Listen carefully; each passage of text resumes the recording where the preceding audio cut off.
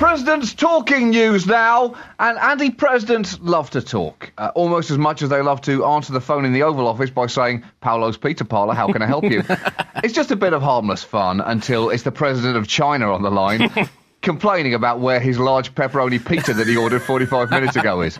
Except then it somehow gets even funnier. The point is, this week, President Obama delivered his third State of the Union address. Now, State of the Union night used to be a relatively simple affair, Andy. You had your main course, the speech itself, followed by a rebuttal dessert from the opposition. A simple meal that the media could digest overnight and then comfortably dump out by morning.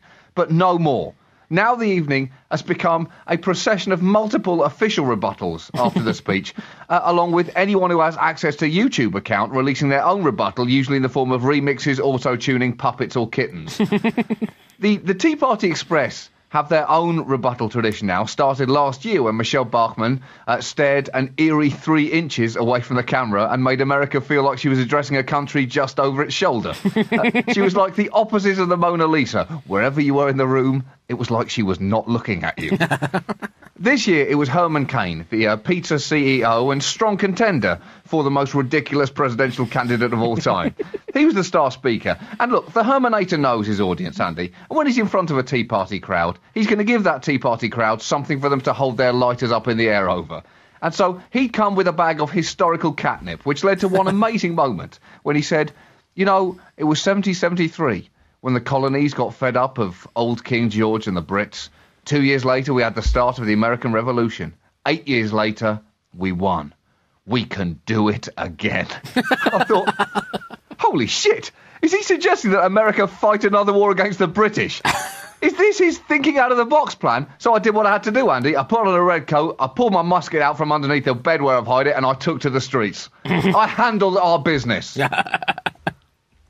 You're a hero, John. MBE's in the post. Obama called for higher taxes for the wealthy, which I guess in context is a bit like asking Henry VIII to have one fewer wife. I mean, he'd still have loads of wives. Maybe suggesting politely that Donald Rumsfeld gives away just a couple of those golden statues of himself. He'd still have 68 golden statues of himself. But it gave Republicans the opportunity to take a break from slagging themselves off to slag Obama off instead, before returning to slagging themselves off and complaining about being attacked by themselves whilst attacking themselves for attacking themselves. Long live democracy. It's absolutely awesome when it's on form.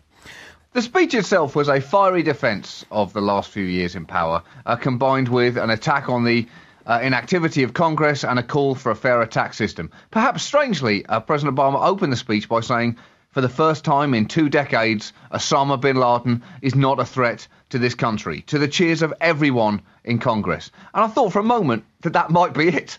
He might just say, for the first time in 2 decades, Osama bin Laden is not a threat to this country, before dropping the mic, or, in this case, picking up the podium and then dropping that podium, saying, that's it from me, see you next year. I mean, that probably should have been it, Andy. Yes, the economy's a mess. Yes, America is still involved in a quagmire of a war, but he did kill bin Laden over the last 12 months, and if he'd done it closer to the State of the Union, perhaps that would have been all he had to say. Fellow Americans, hands up who killed bin Laden.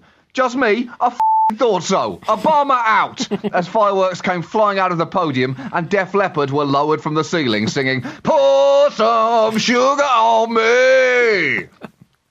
That's about 15 shows you've sung in a row, John, I think.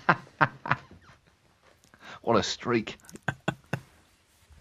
An interesting side note to the State of the Union is that one member of the government in power traditionally always has to stay back in the White House just in case anything happens in the 90 minutes or so that it takes to deliver the speech. And it's got to be quite a nervous time for them, or I suppose quite an exciting one. And this year, the responsibility fell to Secretary of Agriculture Tom Vilsack.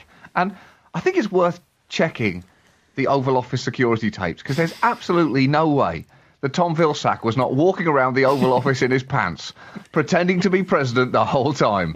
Vilsack ran for president in 2008. There is simply no way that he didn't put his feet up on the desk in the Oval Office, close his eyes and talk into an imaginary camera saying, People of America, it is I, President Vilsack, the greatest president in the history of this country. Your words, not mine.